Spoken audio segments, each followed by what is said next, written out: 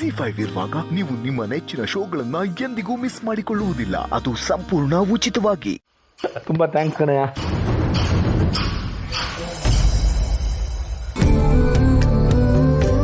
ಆಮೇಲೆ ನಿಮ್ಮ ಮಗಳ ಹತ್ರ ಮಾತಾಡ್ಬಿಟ್ಟು ಏನು ಹೇಳಿದ್ನು ಅಂತ ಸ್ವಲ್ಪ ಫೋನ್ ಮಾಡಿ ಹೇಳಯ್ಯ.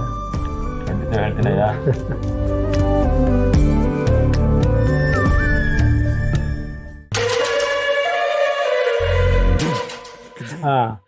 ಒಡನೆ ನಮ್ಮಿ ಸರಿ ರೀ. ಮಲ್ಗೋಡ ನಡ್ಲ ಒಡಣ. ಹ್ಞೂ ಕಣಪ್ಪಯ್ಯ. ಬರ್ತೀನಿ ಕಣವ, ಬರ್ತೀನಿ ಕಣಯ್ಯ ಮುನ್ಸ್ವಾಮಿ.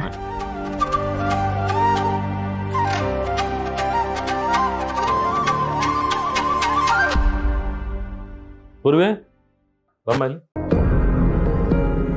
ಏನು ಮಗಳೇ ಇಬ್ರು ಅಷ್ಟೊತ್ತು ಮಾತಾಡ್ತಾ ಇದ್ರಿ? ಅವರೇಪ ಎಷ್ಟು ತಮಾಷೆ ಮಾಡ್ತಾರೆ ಅಂದ್ರೆ ಟೈಮ್ ಕಳೆದಿದ್ದೆ ಗೊತ್ತಾಗ್ಲಿಲ್ಲ. ಅಮ್ಮ ನಿನ್ನ ಹತ್ರ ಒಂದು ಮುಖ್ಯವಾದ ವಿಷಯ ಮಾತಾಡಬೇಕು.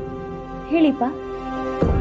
ಏನಿಲ್ಲಮ್ಮ, ಸಿದ್ದು ಇದ್ದಾನಲ್ಲ ಅವನಿಗೆ ನೀನು ತಂದ್ಕೋಬೇಕು ಅಂತ ಜವರೇಗೌಡ ಅಂಕಲ್ ಹೇಳ್ತಾ ಇದ್ರು.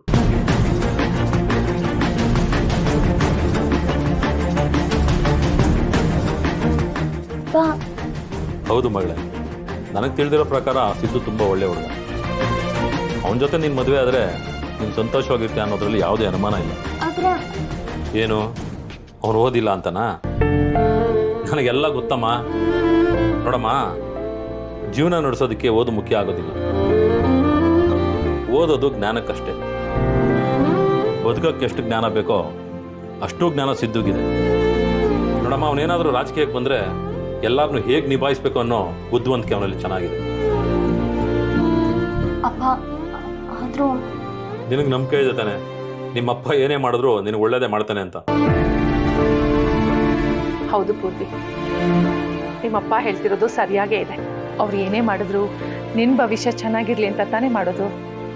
ಯಾರೋ ಗೊತ್ತು ಗೊರಿ ಇಲ್ದಿದ್ದವ್ರನ್ನ ಮದುವೆ ಆಗಿ ಎಲ್ಲೋ ದೂರ ಇರೋದ್ರ ಬದಲು ಆ ಕುಟುಂಬದವರು ನಿಮ್ಮಪ್ಪನಿಗೆ ತುಂಬಾ ಚೆನ್ನಾಗಿ ಗೊತ್ತಿರೋರು.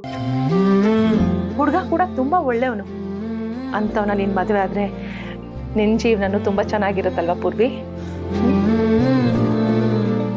ಹೌದು ಮಗಳೇ.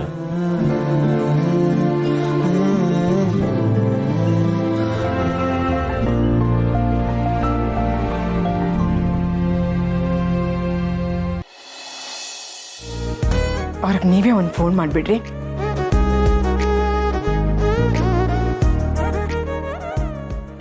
ಅಕ್ಕಳಮ್ಮಿ ಮುನ್ಸ್ವಾಮಿನೇ ಫೋನ್ ಮಾಡ್ಬಿಟ್ಟವನೆ. ಮುನ್ಸ್ವಾಮಿ, ನಿನ್ನ ಮಗಳು ಮದುವೆ ವಿಚಾರ ಏನಾದ್ರು ಹೇಳಿದ್ಲೇನಪ್ಪ? ಅದನ್ನ ಹೇಳಕ್ಕೆ ಫೋನ್ ಮಾಡಿದೆ ಕಣಯ್ಯ. ಏನಲ್ಲಪ್ಪ? ನನ್ನ ಮಗಳು ಈ ಮದುವೆಗೆ ಒಪ್ಕೊಂಡ್ಬಿಟ್ಲು. ನಿಜ ಹೇಳ್ತಿದ್ದೇನೆಯಾ? ಹೌದಪ್ಪ, ನಿಜಾನೇ ಹೇಳ್ತಾ ಇದ್ದೀನಿ. ಲೇ ಲೇ ಆ ಮುನ್ಸ್ವಾಮಿ ಮಗಳು ನಮ್ಮ ಸಿದ್ದೇಗೌಡನ್ನ ಮದುವೆ ಮಾಡ್ಕೊಳಕ್ಕೆ ಒಪ್ಕೊಂಡ್ಬಿಟ್ಲಂತೆ ಕಣಮ್ಮಿ.